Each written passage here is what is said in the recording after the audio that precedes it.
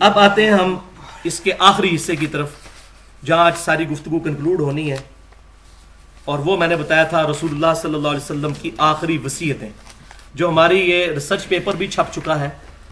اب یہ ساری آپ صلی اللہ علیہ وسلم کی ساری وصیتیں تو ڈیٹیل کے ساتھ اس میں موجود نہیں ہیں، لیکن دو پرٹیکولر ٹاپکس کے اوپر موجود ہیں، وحی اور اہل بیت سے متعلق، اور دوسری چیز قبروں سے متعلق، جو آپ صلی اللہ علیہ وسلم کے جسٹ وفات کے دنوں میں بستر مرگ کے اوپر جو فرامین ہے بخاری اور مسلم میں وہ جمع کیے گئے ہیں۔ تو یہ ریسرچ پیپر درس کے اینڈ پہ سب کو مل بھی جائے گا انشاءاللہ تعالی، تاکہ بعد میں یاد رکھنے کے لیے آسانی ہے۔ میں سارا تو اس میں سے کور نہیں کر سکتا، لیکن چند ایک چیدہ چیزیں میں ضرور بیان کروں گا، باقی آپ خود گھر جا کے پڑھ لیجئے گا۔ تو پہلی چیز یہ کہ آپ صلی اللہ علیہ وسلم نے دروشی پڑھیں، یہ دوسرا حصہ شروع ہو رہا ہے۔ اللہم صلی علی محمد وعلی آل محمد کما صلیت علی ابراہیم وعلی آل ابراہیم انک حمید مجید، اللہم بارک علی محمد وعلی آل محمد کما بارکت علی ابراہیم وعلی آل ابراہیم انک حمید مجید۔ حجۃ الوداع کے موقع پر آپ صلی اللہ علیہ وسلم نے میدان عرفات میں اپنی وفات سے تقریباً 3 مہینے پہلے ایک خطبہ دیا، جس کو حجۃ الوداع کا خطبہ کہتے ہیں۔ اس کے الفاظ المستدرک للحاکم میں انٹرنیشنل نمبرنگ کے مطابق 318 نمبر حدیث ہے، کتاب العلم چیپٹر میں۔ میں اپنے بعد تم میں 2 چیزیں ایسی چھوڑ کر جا رہا ہوں جن کو اگر مضبوطی سے پکڑ لو گے تو کبھی گمراہ نہیں ہوگے، ایک اللہ کی کتاب اور دوسرے اس کے رسول صلی اللہ علیہ وسلم کی سنت، اور سنت وہ جو صحیح احادیث سے ڈرائیوڈ ہوگی۔ ہر بندے نے تو اپنی سنتیں لادہ ہی بنائی ہوئی ہیں، صحیح احادیث سے سپورٹڈ ہو، اللہ کی کتاب اور اس کی سنت۔ اب یہ الفاظ ذرا غور کریں، جو اس کو مضبوطی سے پکڑے گا کبھی گمراہ نہیں ہوگا۔ اور پاکستان کا مولوی، انڈیا کا مولوی، بنگلہ دیش کا مولوی کہتا ہے قرآن حدیث ڈائریکٹ نہ پڑھنا، گمراہ ہو جاؤ گے۔ یہ سنتے ہیں، ہم بچپن سے سنتے آئے ہیں، اور نبی صلی اللہ علیہ وسلم فرما رہے ہیں جو ان 2 چیزوں کو پکڑے گا کبھی گمراہ نہیں ہوگا۔ اب آپ دیکھ لیں کس کی بات ماننی ہے، لیکن شیطان نہیں ماننے دے گا، یہ قسمت والوں کو بات سمجھ آتی ہے۔ تو اس پہ میں ایک جملہ بولتا ہوں کہ آپ صلی اللہ علیہ وسلم نے اپنے بعد اپنی امت کو کسی شخصیت کے حوالے نہیں کیا، اللہ کی وحی کے حوالے کیا۔ کیوں؟ شخصیت کا سٹیٹس بالآخر وہی ہو جاتا جو پروفٹ کا ہے۔ اس نے بھی دنیا سے جانا تھا، ہمارے نبی صلی اللہ علیہ وسلم دنیا سے چلے گئے، اللہ کی جنتوں میں برزگی حیات کے ساتھ زندہ ہیں، تمام صحابہ زندہ ہیں، اس زندگی کے ساتھ نہیں، آخرت کی زندگی کے ساتھ زندہ ہے۔ اگر نبی صلی اللہ علیہ وسلم فرماتے یہ ابو بکر کو چھوڑ کے جا رہا ہوں، تو 2 سال کے بعد سیدنا ابو بکر بھی فوت ہو گئے، 13 سال کے بعد سیدنا عمر بھی شہید ہو گئے، 25 سال کے بعد سیدنا عثمان بھی شہید ہو گئے، 30 سال کے بعد سیدنا علی بھی شہید، خلافت راشدہ ختم، اور آخری صحابی ابو طفیل عامر بن واثلہ رضی اللہ تعالیٰ عنہ المتوفا 110 ہجری، آپ صلی اللہ علیہ وسلم کی وفات کے 100 سال کے بعد وہ بھی فوت ہو گئے۔ آج آخری صحابی کو بھی فوت ہوئے 1323 سال گزر چکے ہیں، لیکن یہ کتاب و سنت قیامت تک کے لیے باقی ہے، کیونکہ اللہ تعالیٰ نے کسی بھی مولوی کی تعلیمات کو محفوظ رکھنے کی گارنٹی نہیں دی، کتاب و سنت کی دی ہے۔ سورۃ الحجر آیت نمبر 9، اِنَّا نَحْنُ نَزَّلْنَا الذِّكْرَ وَإِنَّا لَهُ لَحَافِظُونَ، اس الذکر قرآن کو ہم نے نازل کیا، ہم اس کی حفاظت کرنے والے ہیں۔ قرآن کی حفاظت میں ہی سنت کی حفاظت بھی ہے۔ کیوں؟ کہ آپ صلی اللہ علیہ وسلم کی اطاعت کا حکم اسی قرآن نے دیا ہے، اور اس قرآن نے اگر اطاعت کا حکم دیا ہے، اس اطاعت سے ریلیٹڈ چیزیں بھی محفوظ ہونا ضروری ہے، کیونکہ ہمارے معلم آپ صلی اللہ علیہ وسلم ہیں۔ تو آپ صلی اللہ علیہ وسلم قیامت تک کے لیے معلم ہے پوری امت کے، ان کی تعلیمات کا محفوظ ہونا یہ لازمی ہے۔ ورنہ اگر قبر میں سیدنا ابوبکر صدیق سے وہی سوال ہونا ہے جو مجھ سے اور آپ سے ہونا ہے، تو اللہ تعالیٰ معاذ اللہ ناانصاف ٹھہرے گا اگر میرے تک دین نہ صحیح پہنچا تو۔ ایسے ہو ہی نہیں سکتا، دین محفوظ ہے کتابوں کے اندر، شخصیات میں نہیں، کتابوں کے اندر۔ یہ ہمیں شخصیات نہیں بتایا ہے کہ کتابوں کو فالو کرو، شخصیت کے ساتھ تو لوگ غلط چیزیں بھی منسوخ کر دیتے ہیں۔ اب یہاں یہ بھی بات یاد رکھیں، بعض لوگوں کو فوراً تکلیف ہو جاتی ہے، جی کتاب و سنت یہ 2 چیزوں کو ہی مانتے ہیں جی، اور کسی چیز کو نہیں مانتے۔ تو بھائیو، کتاب و سنت کے اندر ہی اجماع بھی داخل ہے، کیونکہ یہ سنت سے ہی ہمیں پتہ چلی۔ المستدرک للحاکم میں صحیح سند کے ساتھ کتاب العلم چیپٹر میں 399 نمبر حدیث ہے کہ اللہ تعالیٰ میری امت کو کبھی گمراہی پر جمع نہیں ہونے دے گا. امت کا اجماع حجت ہے. یہ ہمیں حدیث نے ہی تو بتایا. تو اجماع کو حجت ماننا کتاب و سنت کو حجت ماننا. اجماع کی بڑی بڑی مثالیں سیدنا ابوبکر صدیق کی خلافت، قرآن پاک کو کتابی شکل میں لے کے آنا، قرآن پاک کا غیر مخلوق ہونا، اور ابھی 14ویں صدی میں بہت بڑا ایک اجماع ہوا ہے کہ قادیانی فرقہ، چاہے غلام احمد قادیانی دجال کو نبی مانتا ہو یا مجدد مانتا ہو، یہ فرقہ اسلام سے خارج ہے. اس پہ مسلمانوں کا اجماع ہوا. اجماع قیامت تک جاری ہے. اور ایک چوتھی چیز بھی ہے، وہ بھی ڈرائیو ہے کتاب و سنت سے، اور وہ ہے اجتہاد. وہ المصنف ابن ابی شیبہ میں سیدنا عمر رضی اللہ تعالیٰ عنہ کا قول صحیح سند کے ساتھ ہے، 22,990 نمبر، کتاب البیوع چیپٹر کے اندر، کہ جب بھی کوئی مسئلہ ہو پہلے کتاب اللہ میں دیکھو، کتاب اللہ میں نہ پاؤ تو سنت میں دیکھو، سنت میں نہ پاؤ تو پھر امت کے اجماع میں دیکھو، اجماع میں نہ پاؤ تو پھر اجتہاد کر لو. یہ نہیں کہا مقلد ہو جاؤ، اجتہاد کرو. ہر بندے کا اجتہاد ڈیفرنٹ ہوگا، کسی کا کوئی پابند نہیں ہے. ورنہ اگر اجتہاد 4 بندوں پہ ختم ہو چکا ہے تو قیامت تک جتنے مسئلے آئیں گے تو وہ تمہارے بزرگوں کے خوابوں میں کبھی نہیں آئے. امام حنیفہ، امام شافعی، امام مالک، امام احمد بن حنبل رحمہم اللہ اجمعین، ان کی جوتیوں کی خاک ہماری آنکھوں کا سرما، لیکن ان کے تو خوابوں میں بھی یہ بات نہیں کہ ویڈیو کیمرے کا مسئلہ بھی آئے گا، انتقال خون کا مسئلہ، پوسٹ مارٹم کا مسئلہ، کتبین پہ نماز کا مسئلہ، ریل گاڑی میں نماز کا مسئلہ، ہوائی جہاز میں نماز کا مسئلہ، ٹرانسپلانٹیشن کا مسئلہ. اتنے بڑے بڑے مسائل جس میں آج کے علماء اجتہاد کر رہے ہیں. تو کیا ان علماء کے اجتہاد کو مان کر بریلوی کیا طاہر القادری صاحب کے مقلد ہو جاتے ہیں؟ یا دیوبندی کیا شیخ تقی عثمانی صاحب کے مقلد ہو جاتے ہیں؟ یا اہل حدیث کیا شیخ زبیر علی زئی صاحب کے مقلد ہو جاتے ہیں؟ نہیں. علماء کے فتاوا کو کتاب و سنت پر دیکھنا ہے. ورنہ اسلامک بینکنگ کے اوپر دیوبند کی اکثریت علماء نے تو تقی عثمانی صاحب کا رد کر دیا کہ یہ تو سود کی دوسری شکل ہے. تو مسئلہ اجتہاد تو یہی تو خوبصورتی ہے کہ اختلاف کی گنجائش رہتی ہے، لیکن کتاب و سنت اجماع میں نہیں ہوتی. تو یہ ہم ان چیزوں کو مانتے ہیں. دوسری حدیث اس سے ریلیٹڈ وہ غدیر خم کی حدیث ہے جو منہج پہ لکھی ہوئی ہے. یہ موسٹ امپورٹنٹ حدیث ہے کہ نبی صلی اللہ علیہ وسلم حج سے واپسی پر مکے اور مدینے کے درمیان ایک جگہ تھی جس کو کہتے تھے خم. یہ غدیر خم کی حدیث اہل سنت اور اہل تشیع میں متفقن علیہ حدیث ہے. اس کو کہتے ہی حدیث سے غدیر خم ہے، اور جس کا وہ جشن غدیر خم بناتے ہیں. انہوں نے بھی اس کو جشن بنا دیا ہے. وہ جشن تو ہم ماشاءاللہ بہت بنا لیتے ہیں، وہ جشن غدیر خم بناتے ہیں. جیسے یہاں جشن میلاد النبی اور جشن فلاں، وہ جشن غدیر خم.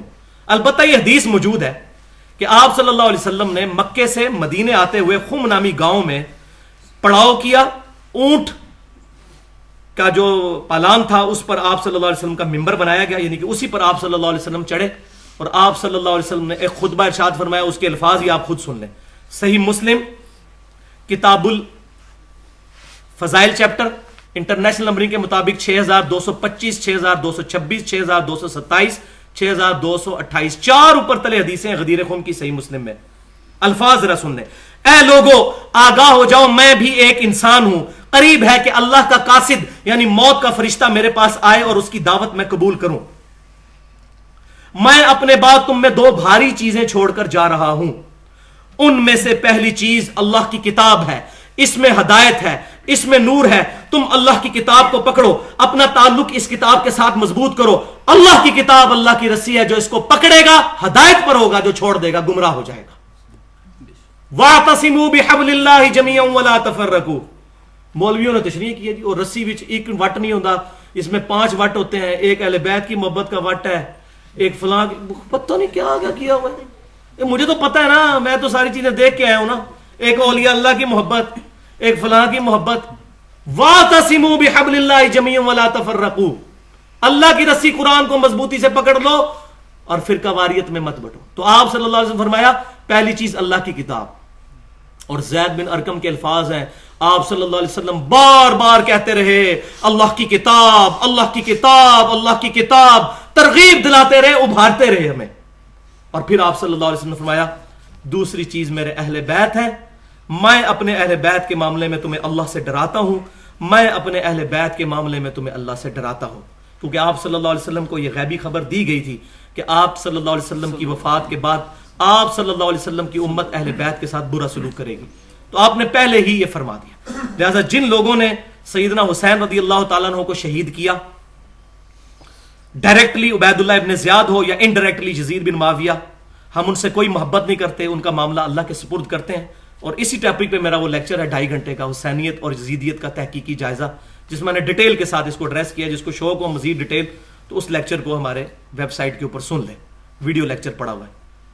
ہم الحمدہ اہل بیت سے محبت کرنے والے ہیں، لیکن یہ نہیں فرمایا کہ اہل بیت کو پکڑنا. یہ ذرا غور کریں، فرمایا اہل بیت کے معاملے میں اللہ سے ڈراتا ہوں. پکڑنا کس کو ہے؟ کتاب اللہ کو. یہ کتاب اللہ وسیع ہے نبی صلی اللہ علیہ وسلم کی. اب یہ غدیر خم میں بعض لوگوں نے یہ پورشن بھی ایڈ کر دیا کہ یہاں حضرت علی کو حضور صلی اللہ علیہ وسلم نے اپنا وسیع بنا دیا تھا. اور بھائیو ہم تو یہ بھی نہیں کہتے کہ سیدنا ابوبکر صدیق نبی صلی اللہ علیہ وسلم کے وسیع ہیں، وہ تو اجماع امت ہے. آپ صلی اللہ علیہ وسلم نے اپنا وسیع کسی کو نہیں بنایا سوائے اس کتاب کے. اور یہ حدیث الحمدللہ صحیح بخاری کتاب المغازی چیپٹر نبی صلی اللہ علیہ وسلم کے وفات کے باب میں انٹرنیشنل نمبرنگ کے مطابق 4460 نمبر حدیث ہے کہ عبداللہ بن ابی اوفا رضی اللہ تعالیٰ عنہ، ان سے سیدنا طلحہ رحمت اللہ علیہ نے پوچھا بتائیے کیا نبی صلی اللہ علیہ وسلم نے اپنا وسیع کسی کو بنایا تھا؟ انہوں نے کیٹاگوریکل ڈینائی کیا، نہیں، البتہ ہمیں آپ صلی اللہ علیہ وسلم نے قرآن پر عمل کرتے رہنے کی وصیت فرمائی تھی. اور یہاں میں ایک بڑی کانٹے دار بات بتا دوں کہ جو حجۃ الوداع کی حدیث صحیح مسلم میں ہے نا، اس میں صرف قرآن کا ہی ذکر ہے، کیونکہ سنت کو ماننا قرآن ہی کو ماننا ہے. صحیح مسلم میں کتاب الحج چیپٹر میں جو امام باقر رحمت اللہ علیہ نے سیدنا جابر بن عبداللہ رضی اللہ تعالیٰ عنہ سے حدیث سنی ہے، بڑی لمبی حدیث، اس میں انٹرنیشنل نمبرنگ کے مطابق وہ حدیث نمبر ہے 2950. اس میں نبی صلی اللہ علیہ وسلم نے جو حجۃ الوداع کے خطبے میں کنکلوڈ کی ہے نا گفتگو، تو اس میں آپ صلی اللہ علیہ وسلم کے الفاظ ہیں کہ میں اپنے بعد تم میں وہ چیز چھوڑے جا رہا ہوں جس کو اگر تم نے مضبوطی سے پکڑ لیا تم کبھی گمراہ نہیں ہوگے، اور وہ اللہ کی کتاب ہے. اور پھر آپ صلی اللہ علیہ وسلم نے فرمایا جب قیامت والے دن اللہ تم سے میرے بارے میں پوچھے گا تم کیا کہو گے؟ تو سب نے بیک زبان کہا کہ ہم کہیں گے آپ نے اللہ کا پیغام پہنچا دیا، آپ صلی اللہ علیہ وسلم نے ہمیں دعوت حق صحیح طریقے سے پہنچا دی، ہماری خیر خواہی فرمائی، ہماری نصیحت فرما دی. تو آپ صلی اللہ علیہ وسلم نے 3 دفعہ اپنی مبارک انگلی آسمان کی طرف بلند کی، پھر صحابہ کی طرف. صحابہ سے مراد اب پوری امت ہے، سمجھ لیں. اے اللہ اللہم اشہد، اللہم اشہد، اللہم اشہد، اے اللہ گواہ رہنا، اے اللہ گواہ رہنا، اے اللہ گواہ رہنا، کہ ان تک یہ بات پہنچ گئی ہے، اب منکر نہیں ہو سکتے اس بات کے. تو یہ آپ صلی اللہ علیہ وسلم کی آخری وصیتیں تھیں جو وحی سے ریلیٹڈ تھیں. اس پہ میرا پورا لیکچر ہے 2 گھنٹے کا الگ سے، وہ ضرور سنیں، جس میں میں نے کافی حدیث بیان کی ہیں. امام الانبیاء کی دعوت قرآن صلی اللہ علیہ وسلم، ریسرچ پیپر بھی ہے دعوت قرآن، 2 گھنٹے کا لیکچر ہے، اس میں میں نے یہ ساری چیزیں ڈیٹیل سے بتائی ہیں. اب میں اس کے کنکلوڈنگ پورشن کی طرف آتا ہوں جو اس وقت امت کا سب سے بڑا مسئلہ ہے.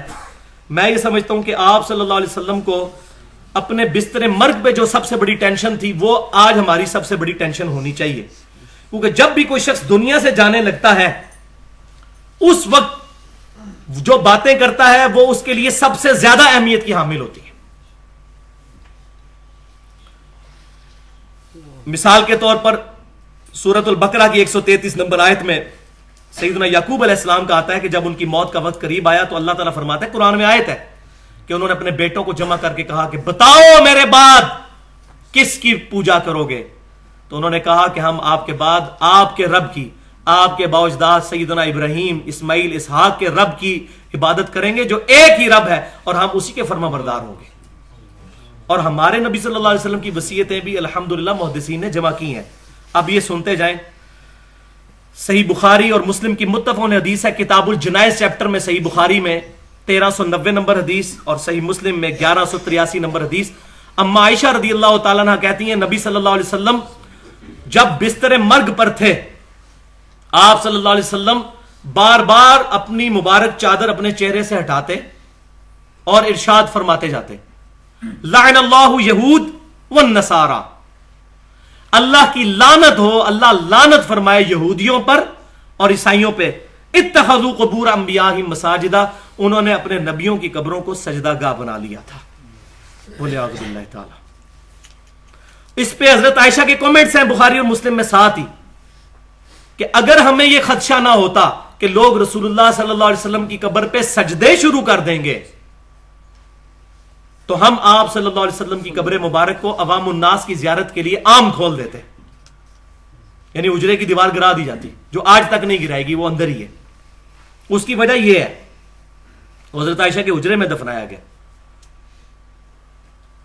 تو اما عائشہ کو بھی یہ خطرہ تھا. پھر صحیح مسلم کتاب المساجد چیپٹر میں انٹرنیشنل نمبرنگ کے مطابق 1188 نمبر حدیث ہے. جندب رضی اللہ تعالیٰ عنہ کہتے ہیں نبی صلی اللہ علیہ وسلم نے اپنی وفات سے 5 دن پہلے ہمیں ارشاد فرمایا.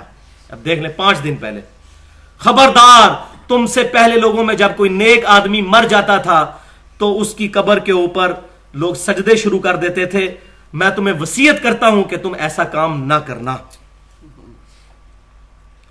پھر مسند امام احمد میں نبی صلی اللہ علیہ وسلم کی دعا ہے، 7352 نمبر حدیث ہے، اللہم لا تجعل قبری وثنا یعبد، اے اللہ میری قبر کو ایسا بت نہ بننے دینا کہ لوگ اسے پوجنا شروع کر دیں. بت کا لفظ، وثن کا لفظ استعمال کیا، جس کو بھی پوجا جائے گا وہ وثن ہوگا، چاہے قبر ہو، چاہے درخت ہو، چاہے پتھر ہو. مجھے میری قبر کو بت نہ بننے دینا ہے اللہ. پھر صحیح مسلم میں کتاب الجنائز چیپٹر میں نبی صلی اللہ علیہ وسلم نے فرمایا، 2245 نمبر حدیث ہے کہ میں تمہیں 3 چیزوں سے منع کرتا ہوں، قبروں کو پکا مت کرنا، قبروں پہ مت بیٹھنا، اور قبروں پر عمارت مت تعمیر کرنا. یہ صحیح مسلم 3 چیزیں، یہ ترتیب میں نے جو ہے وہ الٹ دی. پہلی چیز قبروں کو پکا مت کرنا، قبروں پہ عمارت مت بنانا، اور قبروں پہ مت بیٹھنا. بیٹھنا لائیو بیٹھنا بھی قبر پہ توہین ہے، اور ویسے اس پہ مجاور بن کے بیٹھنا بھی وہ بھی منع ہے. دونوں طرح سے بیٹھنا منع ہے. قبروں کو پکا بھی نہ کرنا اور عمارت بھی نہ بنانا. اب آپ خود سمجھتے جائیں. اب اس معاملے میں جو سوالات آئیں گے وہ انشاءاللہ ساتھ ساتھ ایڈریس ہوتے جائیں گے اسی کے اندر آگے. پھر حدیث ہے سیدنا ابو مرثد غنوی رضی اللہ تعالیٰ عنہ روایت کرتے ہیں، نبی صلی اللہ علیہ وسلم نے فرمایا، صحیح مسلم کتاب الجنائز 2250 نمبر حدیث، قبروں پہ مت بیٹھو اور نہ ان کی طرف رخ کر کے نماز پڑھو.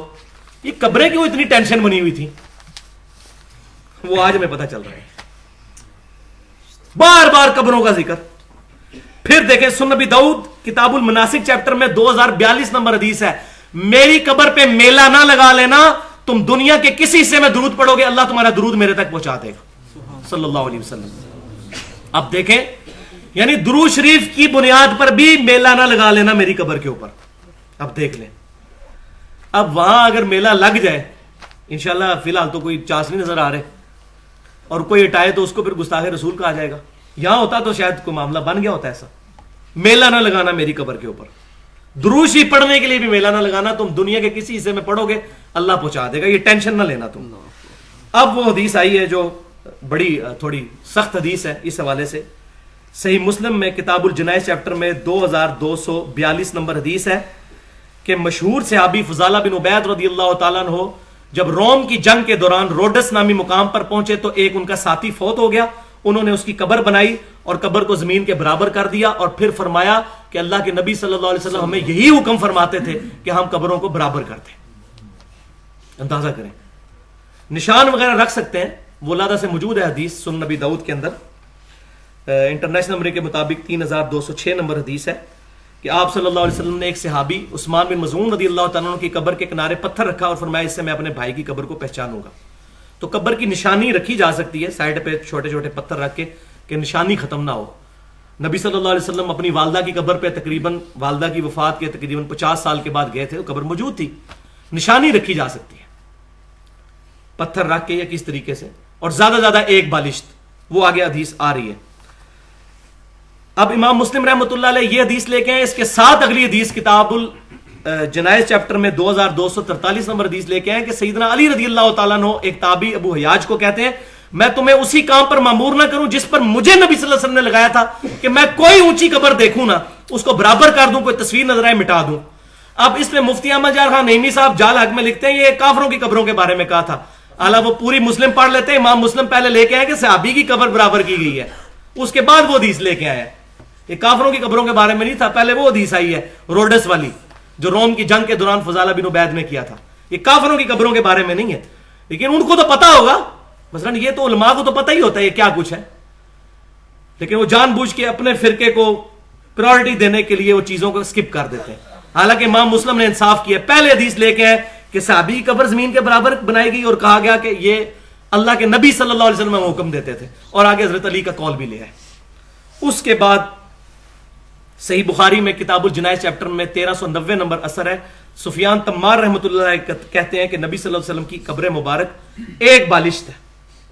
تو اس حدیث سے یہ پتا چلا کہ یہ دونوں آپشن درست ہیں، یا تو ایک بالشت قبر ہو، ایک بالشت تقریباً 9 انچ 10 انچ تک، اور یا زمین کے برابر ہو، ان دونوں میں سے کوئی بھی آپشن اڈاپٹ کیا جا سکتا ہے۔ باقی یہ جو آج کل انٹرنیٹ پہ نبی صلی اللہ علیہ وسلم کی قبر کی وہ جعلی تصویریں چل رہی ہیں، وہ آپ صلی اللہ علیہ وسلم کی قبر مبارک کی نہیں ہے۔ یہ جو یہاں سے بھی حکمران اندر جاتے ہیں قبر تک کوئی نہیں پہنچتے، حجرہ شریف کی دیوار کے باہر باہر ہی رہتے ہیں، جالی کے اندر پھر مزید آگے ایک دیوار آ جاتی ہے۔ قبر مبارک نہیں لوگوں نے دیکھی ہوئی، اس وقت دیکھی صحابہ تابعین تبع تابعین نے، اس وقت تک حجرہ عائشہ میں لوگ چلے جایا کرتے تھے۔ اب نبی صلی اللہ علیہ وسلم نے اپنی وفات کے دنوں میں ایک اور حدیث بیان فرمائی جو آج کی تصویر کشی کرتی ہے۔ صحیح بخاری کتاب الجنائز 1341 نمبر حدیث، صحیح مسلم کتاب المساجد 1180 نمبر حدیث۔ مسلم میں یہ الفاظ موجود ہیں کہ آپ صلی اللہ علیہ وسلم کے بیماری کے دن تھے وہ، اور آپ صلی اللہ علیہ وسلم کے سامنے حضرت عائشہ رضی اللہ تعالیٰ عنہ کہتی ہیں کہ آپ صلی اللہ علیہ وسلم کی دو بیویاں سیدہ ام سلمہ اور ام حبیبہ آپس میں گفتگو کر رہی ہیں، حضور کی دو امہات المومنین رضی اللہ عنہن، کہ جب ہم حبشہ میں گئے تھے وہاں ہم نے ماریا نام کا ایک گرجا دیکھا تھا جہاں تصویریں لٹکی ہوئی تھیں۔ تو آپ صلی اللہ علیہ وسلم یہ گفتگو سن رہے تھے، بیماری کے دن ہے۔ آپ صلی اللہ علیہ وسلم تڑپ اٹھے، آپ نے فرمایا یہی تو ان میں خرابی تھی، جب ان میں کوئی نیک آدمی فوت ہو جاتا تھا اس کی قبر کے اوپر مسجد بنا لیتے تھے، وہاں تصویریں لٹکا کے وہاں سجدے شروع کر دیتے تھے۔ قیامت والے دن اللہ کے نزدیک بدترین مخلوق ہوں گے یہ لوگ، بدترین مخلوق، دیکھ بدترین مخلوق،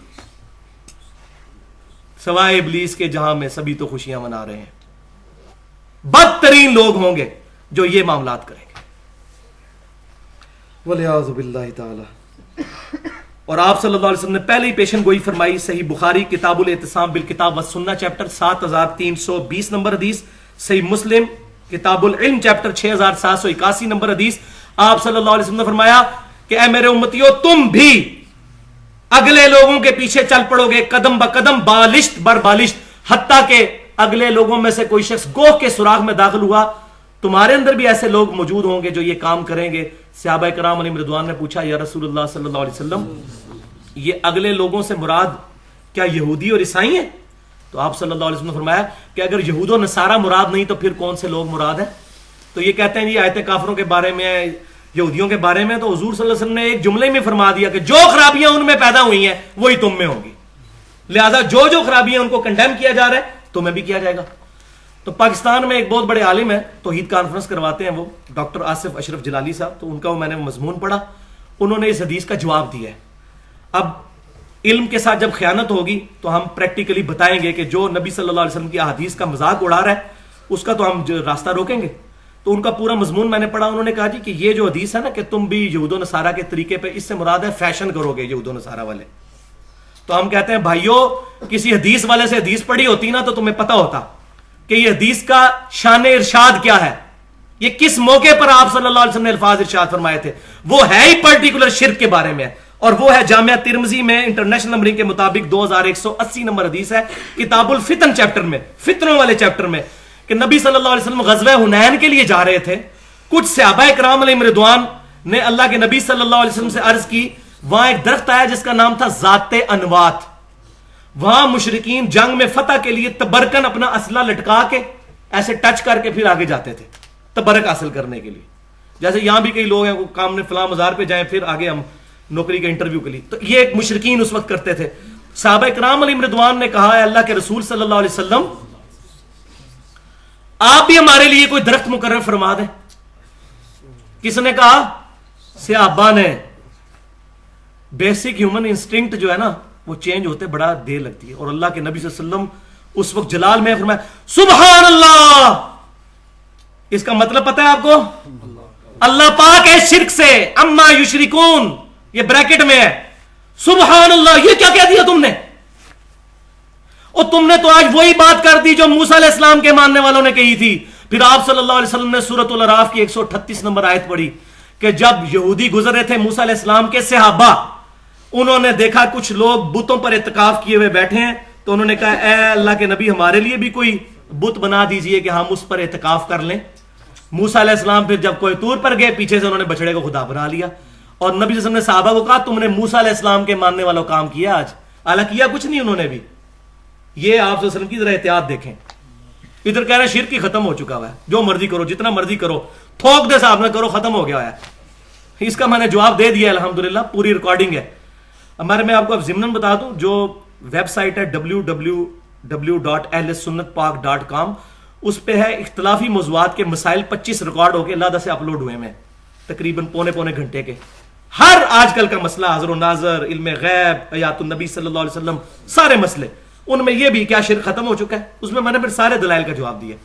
تو آپ دیکھیں آپ صلی اللہ علیہ وسلم نے اس موقع پر جب صحابہ نے یہ کہا نا تو آپ صلی اللہ علیہ وسلم فرمایا آج تو تم نے وہی بات کر دی. پھر آپ نے فرمایا یہ جو بخاری مسلم میں ہے تم بھی اگلے لوگوں کے پیچھے چل پڑو گے قدم با قدم بالشت بر بالشت.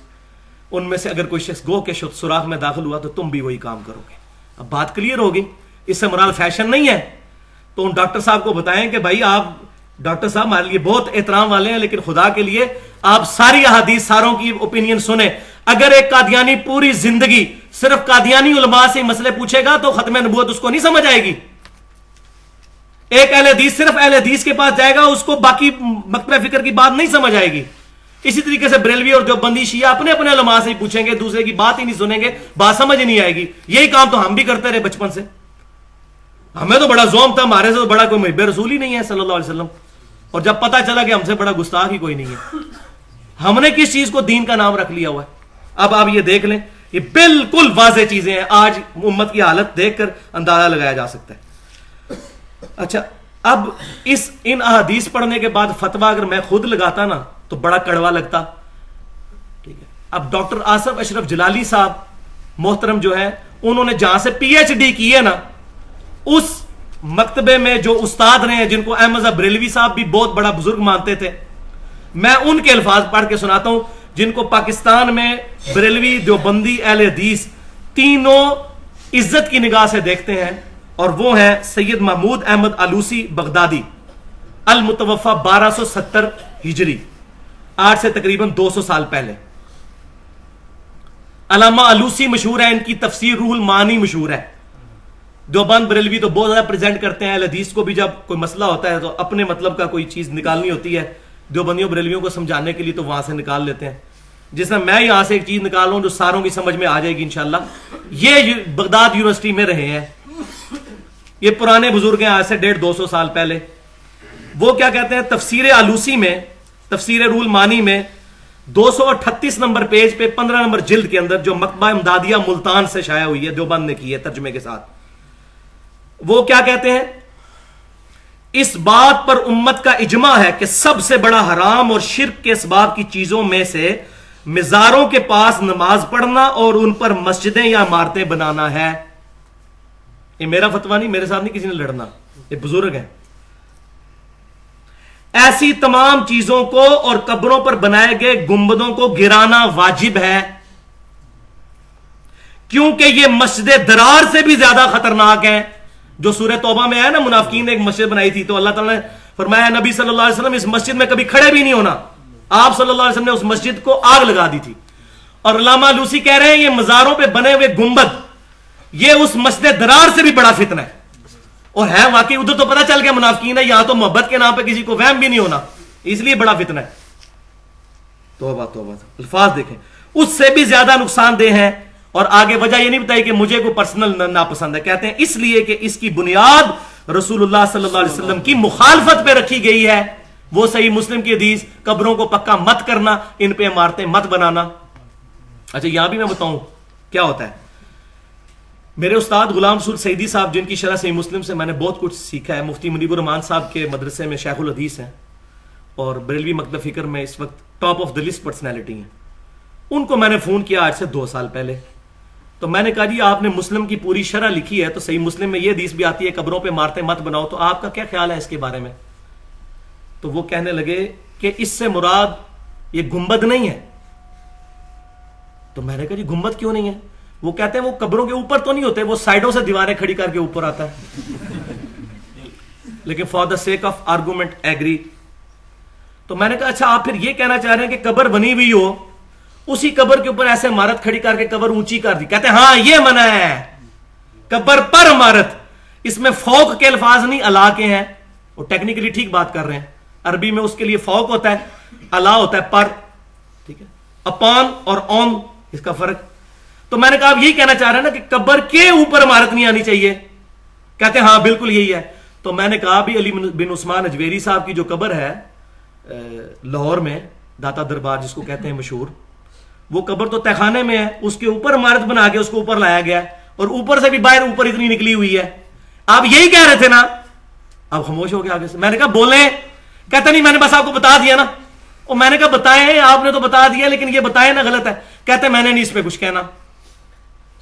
تو اب ہم یہی پوچھیں گے کہ نبی صلی اللہ علیہ وسلم آپ کو زیادہ عزیز ہیں یا یہ لوگ عزیز ہیں؟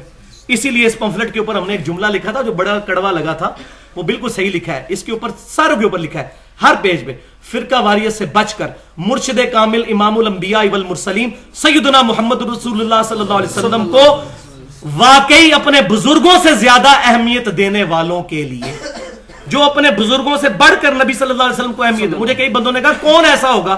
میں نے کہا اکثریت ہی ایسی ہے, کیونکہ نبی صلی اللہ علیہ وسلم اس وقت ہم میں موجود نہیں ہے, ایز اے انسٹیٹیوشن ہے. آپ صلی اللہ علیہ وسلم کی تعلیمات پر جو کسی اور کی باتوں کو پرائورٹی دیتا ہے تو ظاہر ہے کہ وہ پھر خود سمجھ لیں, لا ترفعوا اصواتکم فوق صوت النبی. نبی صلی اللہ علیہ وسلم کی آواز سے بھی آواز بلند نہیں کرنی. حدیثوں پر جس کی مرضی باتیں بلند کرتے پھر نعوذ باللہ. تو یہ بات سمجھے. اب آگے کانٹے کی بات, اور اب کنکلوژن کی طرف جا رہا ہے, اور میرا خیال ہے 15 منٹ زیادہ سے زیادہ انشاءاللہ لگیں گے, اس سے زیادہ نہیں لگیں گے. یہ کریٹیکل مسئلہ ہے جس کی بنیاد کے اوپر اس وقت جھوٹا دفاع کیا جا رہا ہے. سب لوگ مثال دیتے ہیں جی پھر گنبد خضرا بھی غلط ہویا, یہ آپ نے اکثر مثال سنی ہوگی. تو یہ کانٹا بھی الحمدللہ آج تک کسی نے جرت نہیں کی, ہم نے بھی لکھ کے دور کر دیا. وجہ یہ ہے کہ کتمان حق کرنے والے پر اللہ کی لعنت, اللہ کے فرشتوں کی لعنت, اور تمام لعنت کرنے والوں کی لعنت جو حق بات چھپاتا ہے.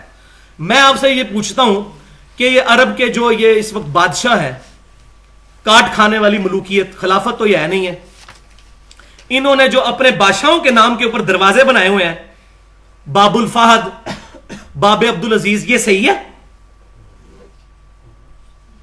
ہاں نہیں, یہ نہیں صحیح. تو گنبد خضرا کیا نبی صلی اللہ علیہ وسلم نے بنوایا تھا؟ صحابہ نے بنوایا تھا؟ تابعین نے, تبا تابعین نے, تبا تبا تبا تابعین نے, تبا تبا تبا تبا تابعین نے؟ نہیں. خود احمد بریلوی صاحب نے فتاوی رضویہ میں لکھا ہے, اور میں تاریخ کی کتاب کا حوالہ بھی دے دیتا ہوں جس میں یہ پوری ڈیٹیل موجود ہے. یہ کتاب وفاء الوفا جلد نمبر 1 صفحہ نمبر 435 کتاب کا نام ہے. اور اس کے مصنف کون ہیں؟ اس کے مصنف ہیں نور الدین علی بن احمد سمہودی, المتوفا 911 ہجری, 8 سے تقریباً 500 سال پہلے. انہوں نے لکھا ہے کہ یہ گنبد خضرا کب بنا.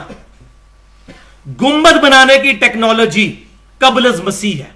اس وقت بھی ہیکل سلیمانی بنا ہوا تھا. نبی صلی اللہ علیہ وسلم سے کتنے سو سال پہلے کا ہیکل سلیمانی بنا ہوا تھا. لیکن کیا وجہ تھی صحابہ کرام نے کیوں نہیں گنبد بنایا, کیوں نہیں وہاں پر عمارت کھڑی کی, اسی حجرے میں کیوں دفن کیا؟ وہ تو حدیث موجود ہے جامعہ ترمذی میں صحیح سند کے ساتھ, کتاب الجنائز چیپٹر میں 1018 نمبر حدیث ہے کہ ہر نبی کو وہیں پر دفن کیا جاتا ہے جہاں اس کی وفات ہو. تو نبی صلی اللہ علیہ وسلم کی وفات حجرہ عائشہ میں ہوئی, وہیں آپ کو دفن کیا گیا. اس وقت وہ مسجد نبوی کا حصہ نہیں تھا, مسجد نبوی سے ملحقہ تھا. اب وہ توسیع کے دوران جو ہے وہ بدقسمتی کے ساتھ وہ سارا معاملہ جو ہے وہ اکٹھا ہو گیا ہوا ہے. اور میں سمجھتا ہوں اس کی وجہ سے بے رحمتی زیادہ ہو رہی ہے, کیونکہ لوگ جعلی شریف کے آگے بھی نبی صلی اللہ علیہ وسلم کی طرف پیٹ کر کے نماز پڑھ رہے ہوتے ہیں. اس کی بجائے اس کو باہر ہی رہنے دیتے, کم از کم اس طرح کی بے ادبی تو نہ ہوتی, اولاد ہی رہتا جس طرح پہلے تھا الگ. تو الٹا اس کی وجہ سے بے رحمتی ہو رہی ہے کہ پیٹ ادھر کر کے تو نماز پڑھ رہے ہوتے ہیں, قبلہ رخ ہو گئے. تو یہ اب سمجھیں, اس کی باتیں بھی سامنے ہیں. اب یہ چیزیں جو ہوئی ہوئی ہیں غلط ہے. دنیا جو ہے وہ بقدر ایفرٹ ہے, آخرت میں حساب ہونا ہے. دنیا میں تو یزید نے بھی 3 دن تک کے لیے واقعہ ہرہ کے دوران مسجد نبوی میں گھوڑے باندھ دیے تھے, وہاں لید کرتے رہتے. 3 دن تک مسجد نبوی میں نماز نہیں ہوئی تھی. تو اب یہ کہیں گے اللہ کی مرضی سے ہوا ہے. اللہ کی اجازت سے ہوا ہے, مرضی سے نہیں ہوا. اس کا فرق سمجھیں. اجازت یہ ہے کہ آپ آرام کھائیں, آپ کے پیٹ میں درد نہیں ہوگا. اللہ نے اجازت دی ہوئی ہے پیٹ کو کہ آرام پہنچنے سے درد نہیں کرنا, لیکن آخرت میں فرمایا جو یتیموں کا مال کھاتے ہیں دوزخ کی آگ بھر رہے ہیں. دنیا میں وہ آگ نہیں ہے, دنیا میں یہ مورل لا ایکٹیو نہیں ہے, آخرت میں ہو جائے گا. اجازت ہے, مرضی نہیں ہے.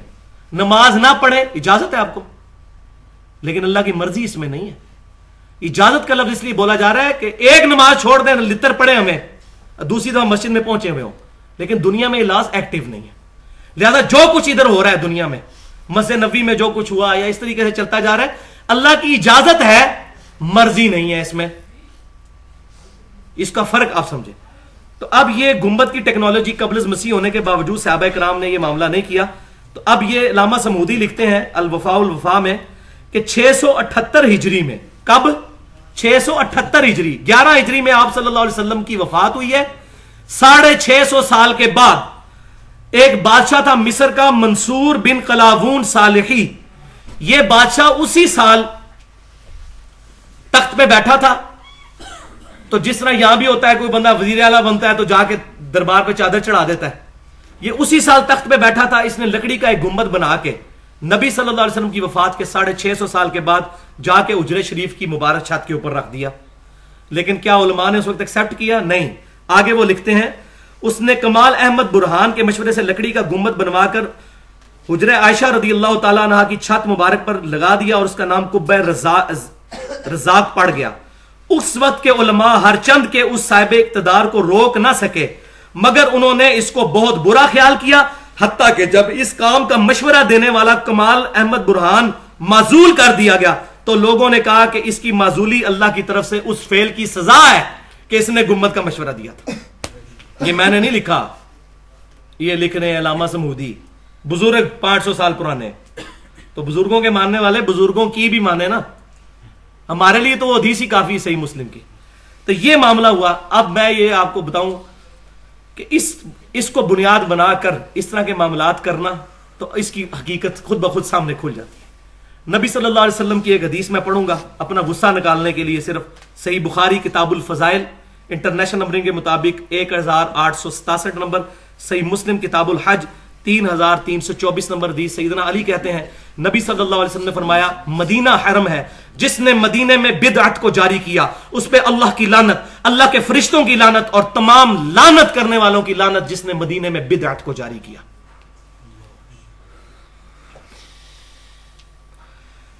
اب سرزمین عرب سے مزارات کا خاتمہ کس طرح ہوا؟ آپ کو حیرانگی ہوگی کہ تقریباً 8 سے 100 سال پہلے, پچھلے 750 سال سے عرب میں بڑے بڑے مزار بنے ہوئے تھے, جس کی تصویریں بھی موجود ہیں ویڈیو کیمرے کی کھینچی ہوئی انٹرنیٹ پہ. جنت البقیع قبرستان میں بڑے بڑے مزارات موجود تھے. جو مزارات 1925 کے اندر جب عرب میں ریولوشن آئی تو اس وقت جب حکمران آئے تو علماء عرب نے ان کو مشورہ دیا کہ ان مزارات کو گرایا جائے. قبریں موجود ہیں, قبروں کے نشانات موجود ہیں, سب کچھ ہے, لیکن اوپر سے مزار انہوں نے گرائے اس صحیح مسلم کی حدیث کی بنیاد کے اوپر. اچھا, یہاں مزار گرائے اور دوسری طرف خانہ کعبہ شریف میں 4 مسلے تھے پچھلے 500-600 سال سے. انفی, شافی, مالکی, حنبلی لادہ نمازیں پڑھتے تھے. اس کی تصویریں بھی ویڈیو کیمرے میں بھی موجود ہیں. یہ مسجد نبوی کی تعمیر کے دوران جو ویڈیو بنی ہوئی ہے بن لادن کمپنی والی, اس میں گنبد خضرا کی تاریخ بھی بتائی ہے. اور خانہ کعبہ شریف والی جو ویڈیو ہے اس کے اندر انہوں نے وہ 4 مسلے بھی دکھائے ہوئے ہیں. 1955 تک موجود تھے, بعد میں توڑے گئے ہیں.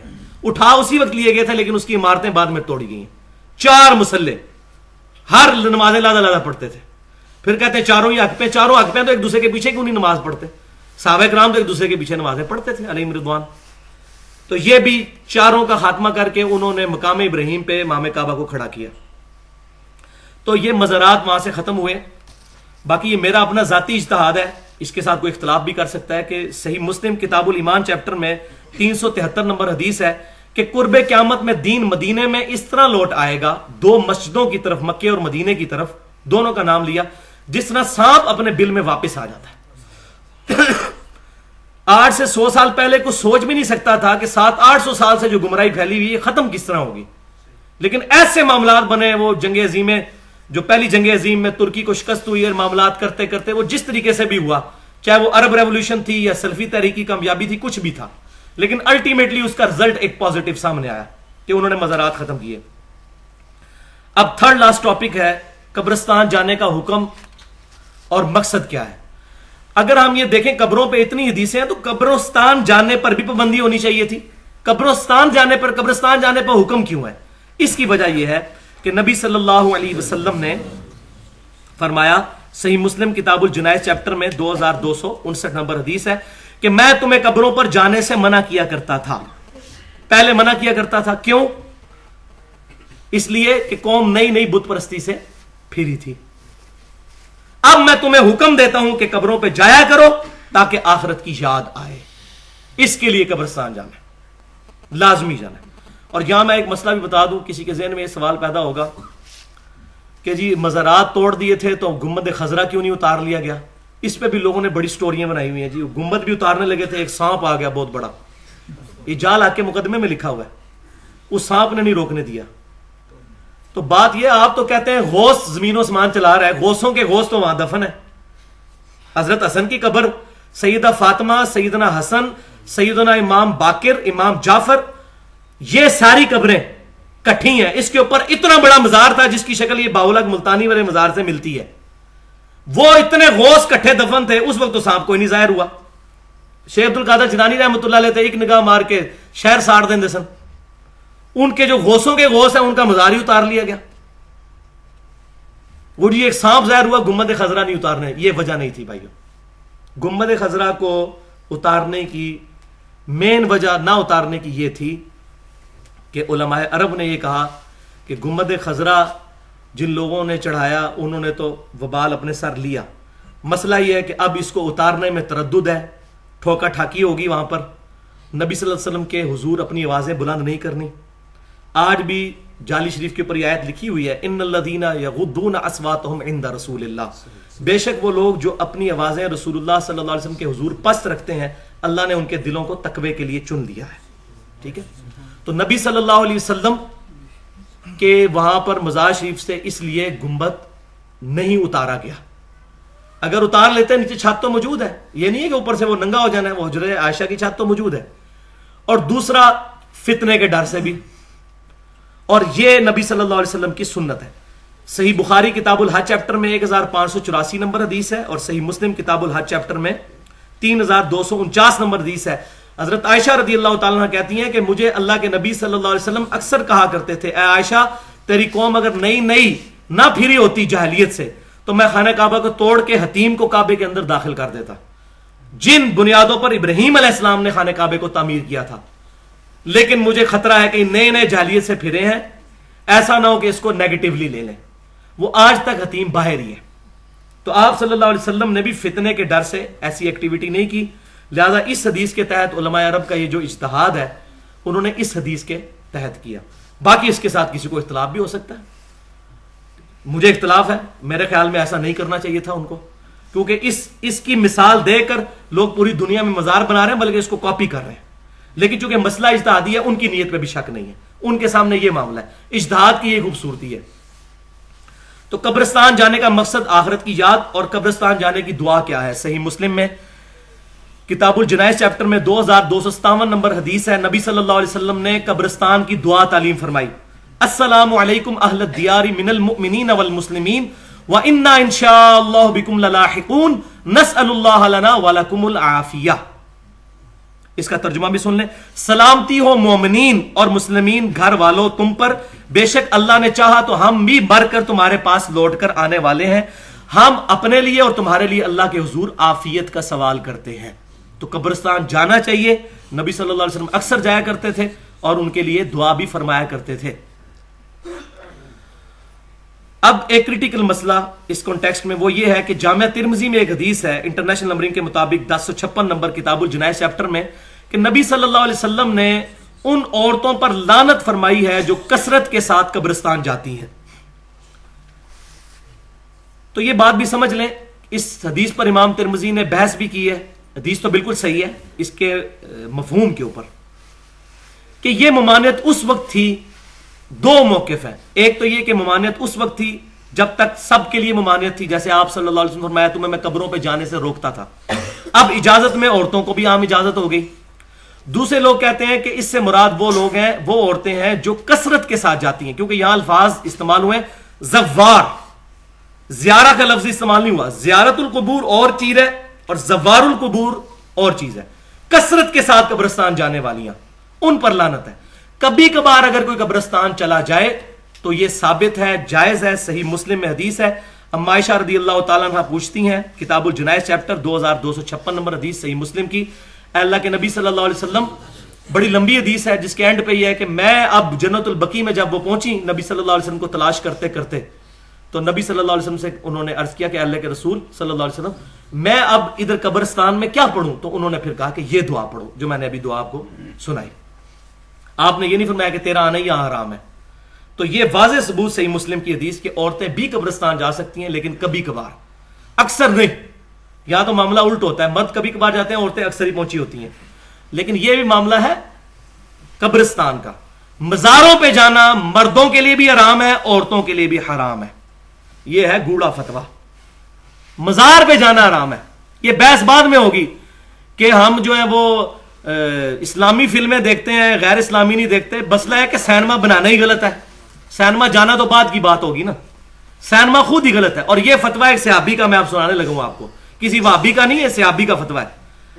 نبی صلی اللہ علیہ وسلم کی ایک حدیث ہے جو بخاری اور مسلم میں موجود ہے، کتاب الصلاۃ فی المکہ والمدینہ چیپٹر 1199 نمبر، اور صحیح مسلم کتاب الحج 3384 نمبر حدیث.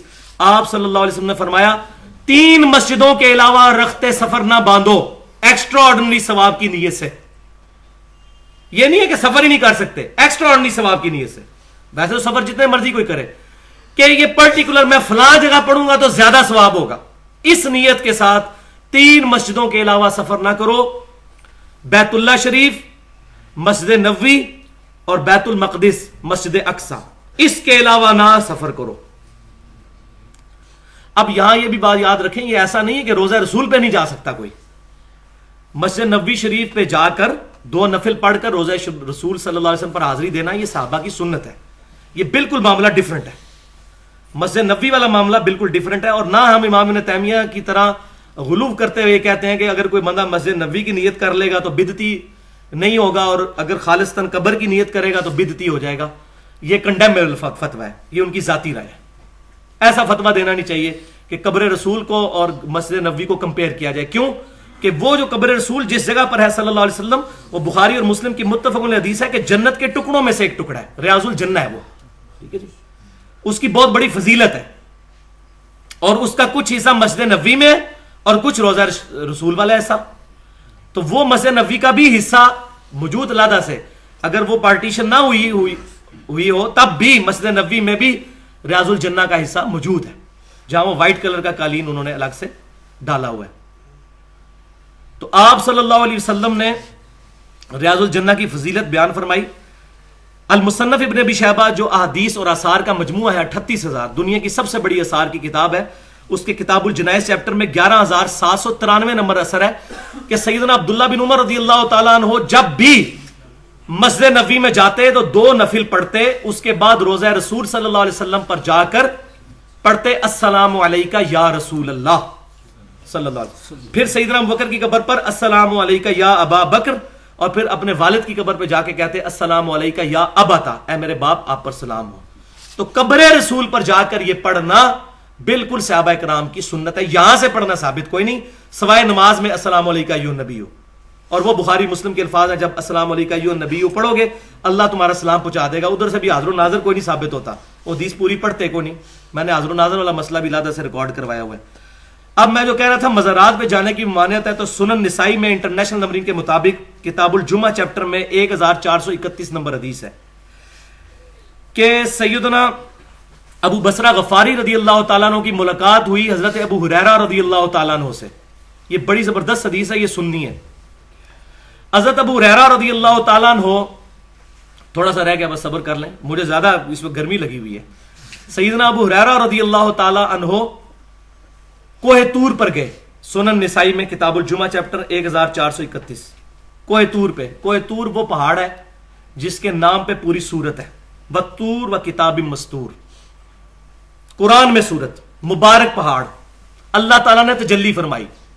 یہاں تو بزرگوں نے تجلیاں فرمائی ہوئی ہیں نا، कोहे तूर पे किसकी तजल्ली है? अल्लाह की। अब जरा सुने फतवा। अबू बसरा गफारी रदी अल्लाह ताला अन्हो से मुलाकात हुई हज़रत अबू हुरैरा की, और वो कहने लगे रदी अल्लाह ताला अन्हो कि मैं आज कोहे तूर पर गया था और वहां मेरी मुलाकात साबिका यहूदी आलिम ताबी रसूल सल्लल्लाहु अलैहि वसल्लम काब बिन अहबार रहमतुल्लाह अलैह से हुई। मैं उनको हदीसें सुनाता रहा और वो मुझे तौरात से आयात सुनाते रहे नबी सल्लल्लाहु अलैहि वसल्लम की शान के बारे में और दीन इस्लाम के बारे में। अबू बसरा गफारी रदी अल्लाह ताला अन्हु जलाल में आए, उन्होंने फरमाया, ए अबू हुरैरा, अगर तू मुझे मिल लेता ना तूर पे जाने से पहले, अल्लाह की कसम कभी तूर पे ना जाता, क्योंकि मैंने नबी सल्लल्लाहु अलैहि वसल्लम से सुना 3 मस्जिदों के अलावा एक्स्ट्राऑर्डिनरी सवाब की नीयत से सफर मत करना। बैतुल्लाह शरीफ, मस्जिद नबवी शरीफ और मस्जिद अक्सा शरीफ। कोहे तूर पे जाना उस सहाबी ने रसूलुल्लाह की नाफरमानी कहा, तो मज़ारात पे जाना उससे बड़ी नाफरमानी जो रसूलुल्लाह की मुखालफत पे बने हैं। नबी सल्लल्लाहु अलैहि वसल्लम ने मना फरमाया कब्रों को पक्का करने, इस पर इमारतें तामीर करने से। तो वो सहाबी क्या, मैं ईमानदारी से पूछता हूं, उन सहाबी को ये मसला पेश किया जाए जो कोई तूर पे नहीं जाने दे रहे, वो यहां से जुमा पढ़ने के लिए दाता दरबार या मुल्तान शरीफ जाने देंगे? कभी भी नहीं। ये सहाबी का फहम है, वहाबी का नहीं है। लेकिन जो ये बात करता है वो कहते हैं वहाबी हो गया। देखो जुल्म की इंतहा है। किताबों सुन्नत, एक मैंने इधर बहुत बड़े डॉक्टर साहब हैं, उनको पंफलेट दिया, कहते हैं ये सही लिखा लेकिन ये तो वहाबियों का लगता है। मैंने कहा अच्छा, तो ये बुखारी मुस्लिम जो है ये वहाबियों की लिखी हुई है। मसला यह है कि सबको पता है कि हक किधर है, ये बात याद रखें। अल्लाह ताला ने हर बंदे को जजमेंट दी हुई है। ये दुनिया में जब हदीसें पढ़ के कहते हैं ना ये वही बातें जो वो करते हैं, तो इनको पता है कि हक कहां पर है। हम भी यही हदीसें पढ़ के, ये कब्रों वाली हदीसों से ही मैं भी चेंज हुआ, मेन ली जो हुआ। तो आप सल्लल्लाहु अलैहि वसल्लम ने वाज़ेह तौर पर इन मामलात में, अब ये आखिरी एक गुस्ताखाना वाकया मैं सुनाने लगा हूं, इस पे कंक्लूजन हो गई है 10 की। ये मैं इंसाफ समझता था, अभी बहुत सारी चीजें रहती हैं, लेकिन मैं आपको बताता हूं रिसर्च पेपर आप वो जरूर डाउनलोड करें। एक और है कब्रों से फैज के अकीदे का तहकीकी जायजा, एक है अंधाधुंध पैरवी का अंजाम। ये तमाम उसमें तमाम चीजें डिटेल के साथ आई हैं, लेकिन ये आखिरी चीज हयातुन नबी सल्लल्लाहु अलैहि वसल्लम का मसला मुत्तफक़ुन अलैह मसला है कि बरज़खी हयात के साथ आप सल्लल्लाहु अलैहि वसल्लम कब्र मुबारक में जिंदा है, लेकिन हमें शऊर नहीं उस जिंदगी का। अब इसको आड़ बनाकर लोगों ने गुस्ताखाना वाकयात नबी सल्लल्लाहु अलैहि वसल्लम के साथ मंसूब किए। इंडिया पाकिस्तान में 2 भारी मकतबा फिक्र, नंबर 1 बरेलवी और नंबर 2 देवबंदी, इन दोनों की मुत्तफिका किताबों में ये मसले लिखे हुए हैं। देवबंदियों की जो तबलीगी जमात है उसका जो तबलीगी निसाब में एक चैप्टर है जिसका नाम है फजाइल दुरूद और फजाइल हज, इन दोनों के अंदर ये वाकया शेख ज़िक्रिया साहब लेकर आए हैं। फजाइल हज वाकया नंबर 12 सफा नंबर 166, और बरेलवियों में मौलाना इलियास कादरी साहब फिजान सुन्नत में मुसाफा और मुआनका की सुन्नतें और अदाब, इसमें ये वाकया लेके आए। उनका कोई कसूर नहीं है, ये जलालुद्दीन स्यूती ने नकल किया है। पीछे बुजुर्ग नकल कर गए हैं, ये अगले वाले बेचारे उन बुजुर्गों को बचा बचा के अपना मामला खराब कर रहे हैं। वो कहते हैं शेख अहमद रफाई साहब 555 हिजरी में नबी सल्लल्लाहु अलैहि वसल्लम की वफात के 550 साल के बाद कब्र रसूल पर हाजिर हुए। उन्होंने कहा, या रसूलुल्लाह सल्लल्लाहु अलैहि वसल्लम, जब तक मैं मिस्र में था मेरी रूह आस्ताने मुबारक पे आती थी, अब मैं जिस्म के साथ आया हूं, अपना हाथ मुबारक बाहर निकालिए, मैं आपके हाथ को बोसा देना चाहता हूं। अब मुझे बताएं वलियाज़ु बिल्लाहि ताला कि ये अगर हर हाजी यही डिमांड वहां शुरू कर दे, क्या किसी सहाबी ने डिमांड की है? किसी सहाबी ने? तो वो कहते हैं 90,000 लोगों की मौजूदगी में नबी सल्लल्लाहु अलैहि वसल्लम ने अपना मुबारक हाथ निकाला कब्र मुबारक से बाहर, उन्होंने उसको बोसा दिया, और इन 90,000 लोगों में शेख अब्दुल कादिर जिलानी रहमतुल्लाह अलैह का नाम भी जिक्र किया जाता है ताकि बरेलवी बेचारे सहम जाए। ये मैं कह रहा हूं ब्रैकेट में, कोई यार शेख अब्दुल कादिर जिलानी ने भी देखा है। ओ भाई किधर देखा उन्होंने? कोई वीडियो बनी हुई है, फौरन बुजुर्ग का नाम लगा दिया ताकि बंदा, भाई मेरे झूठ के पांव नहीं होते। ये बात कर रहे हैं 555 हिजरी, 8 से 1000 साल पहले, 8 से 100 साल पहले भी मस्जिद नबवी के अंदर 90,000 का मजमा नहीं आता था। ये 90,000 का मजमा, 1000 साल तो बहुत दूर की बात है, झूठ के पांव। और दूसरी जो लॉजिकल बात यह है, सईदा फातिमा रदी अल्लाह तआला अन्हा को नबी सल्लल्लाहु अलैहि वसल्लम की वफात के बाद किसी ने हंसते हुए नहीं देखा। उन्होंने तो कभी कभी मुबारक पे जाके इल्तिजा नहीं की कि या रसूलुल्लाह सल्लल्लाहु अलैहि वसल्लम हाथ मुबारक बाहर निकालिए। सईदा आयशा 47 साल तक उसी मुबारक हुजरे में रही हैं, 58 हिजरी में फौत हुई हैं। उन्होंने कभी नबी सल्लल्लाहु अलैहि वसल्लम के साथ मुलाकात नहीं की کسی ضعیف حدیث سے ہی ثابت کر دیں. صحابہ کے بارے میں ایسے واقعات نہیں ملیں گے آپ کو, کیونکہ یہ بعد میں مسئلہ ہوا ہے خراب, پہلے نہیں تھا. تو یہ سارے کے سارے معاملات ہوئے. اب میں آپ کو آخری حدیث سنا کے جس پہ یہ کام ختم کرنا تھا, اور وہ حدیث صحابہ کا عقیدہ کلیئر کرے گی. کتاب الاستسقاء چیپٹر انٹرنیشنل نمبرنگ کے مطابق 1010 نمبر حدیث صحیح بخاری میں, حضرت عمر فاروق رضی اللہ تعالیٰ عنہ کے زمانے میں جب قحط پڑ جاتا تو سیدنا عمر فاروق رضی اللہ تعالیٰ عنہ نبی صلی اللہ علیہ وسلم کے چچا عباس بن عبد المطلب کو لاتے اور کہتے, اے اللہ, جب تک تیرے رسول صلی اللہ علیہ وسلم ہم میں موجود تھے ہم ان کو بلایا کرتے تھے وسیلے کے طور پر, وہ دعا کرتے تھے, ان کی دعا کی برکت سے بارش نازل ہو جاتی تھی. اب ہم تیرے نبی صلی اللہ علیہ وسلم کے چچا کو لائے ہیں اور وہ چچا دعا کرتے تو بارش ہو جاتی. سیدنا عمر فاروق رضی اللہ تعالیٰ عنہ نے یہ عقیدہ امت کو سمجھا دیا کہ صحیح وسیلہ شخصی یہ ہے کہ جو شخص دنیاوی زندگی میں موجود ہو اس کے پاس جا کر دعا کروائی جائے یا اس کو بلایا جائے اللہ کے حضور پیش کرنے کے لیے, یہ ہے صحیح وسیلہ شخصی. ورنہ سیدنا عمر رضی اللہ تعالیٰ عنہ نبی صلی اللہ علیہ وسلم کی قبر مبارک پہ بھی جا سکتے تھے, جس طرح وہ بعض غلط واقعات مشہور کیے ہوئے ضعیف روایتیں. آپ صلی اللہ علیہ وسلم فرمایا علیکم بسنتی وسنت الخلفاء الراشدین المہدیین. سیدنا عمر نہیں گئے, بلکہ الٹا. اور مزے کی بات جو میں نے پوائنٹ آؤٹ کی ہے اس میں الحمدللہ, اور بڑے علماء نے اس کو پسند کیا ہے, کہ بخاری اور مسلم کی متفق علیہ حدیث ہے کہ نبی صلی اللہ علیہ وسلم کی مبارک انگلیوں سے جو پانی کے چشمے جاری ہوئے تھے نا, اس میں ایک حدیث میں حضرت عمر بھی ہیں جنہوں نے کہا یا رسول اللہ صلی اللہ علیہ وسلم یہ پانی کا پیالہ ہے, آپ اپنی مبارک انگلیاں اس میں رکھیں نا, پانی کے چشمے جاری ہوں.